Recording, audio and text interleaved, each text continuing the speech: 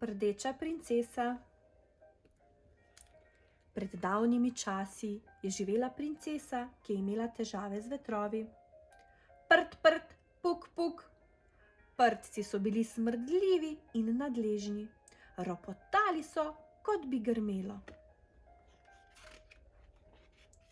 Ko je napočil čas za njeno poroko, so k njej prišli številni princi. Toda vsi so pobegnili, ko je princeska začela prdeti. 99 princev je prišlo in odšlo. Ojej, kaj je narobe z mojo hčerjo, je vzdihoval kralj. Ubogo dekle je zagotovo uročeno.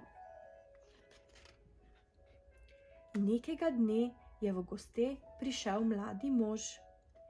Princesa je zelo glasno prdnila. Prd, prd, puk, puk.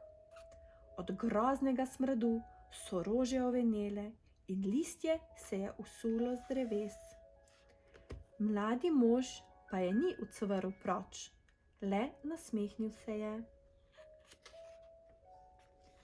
Kralj je bil zelo presenečen in je rekel mladeniču: Če odrešite mojo hčer tega strahotnega uroka, vam dam vse, kar vam srce poželi. Mladenič je odvrnil: Želim si, da bi postal kuhar v vaši kraljevi palači.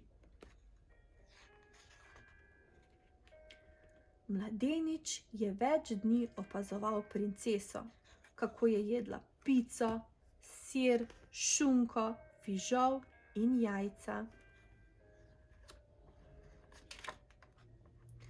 Nato je mladenič stopil k kralju. Dovolite, da en teden kuham za vašo hčer, je dejal. O, to lahko storite, je odvrnil kralj.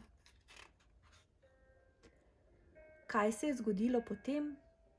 Dan zatem, ko je mladenič začel kuhati princesi, so postali njeni prdci bolj blagi. Ob koncu tedna je bilo prdenje komaj še slišati. Nadležnega smradu ni bilo več in rože so si opomogle. Mladenič je kralju dejal: Nobenega uroka ni bilo. Vaši hčeri je težave povzročala nepravilna prehrana. Prosim, oglejte si to.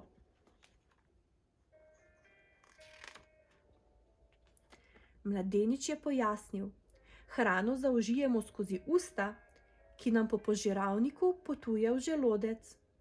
V želodcu se hrana razgradi, preden odpotuje naprej v tanko in debelo črevo.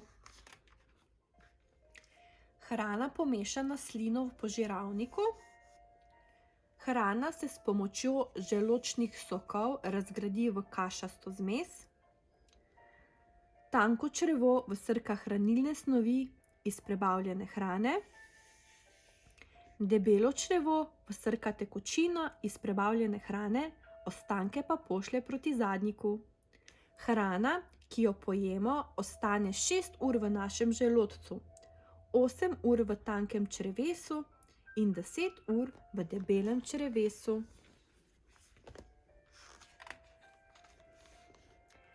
Mladenič je kralju še pojasnil: Zrak, ki ga pogoltnemo med jedjo, in plini, ki nastajajo ob prebavljanju hrane, ustvarijo prdce, ki izhajajo iz zadnjika.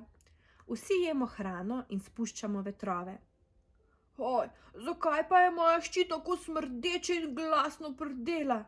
Je vprašal kralj.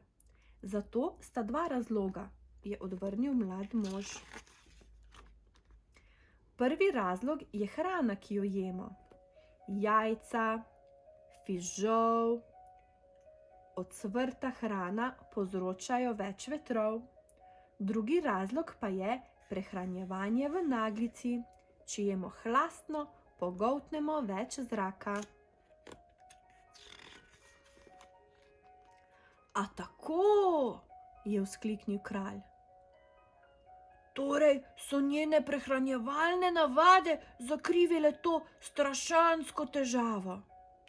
Da, vaše veličanstvo, je odvrnil mladenič. Kuhal sem ji zelenjavo, ki povzroča manj vetrov, in ji naročil, naj počasi je. Kralj je mladeniču dejal: Od zdaj naprej boste vi kuhali za mojo hčer. Morda pa bo prišel 100. princ in jo zaprosil za roko. Princesa se je nasmehnila in dejala: Oče, 100. princ je tu, in pokazala na mladeniča. Mladenič je zardel. To je bila resnica. Vanjo je bil zaljubljen. Poročil se je s princeso in tako sta živela srečno do konca svojih dni.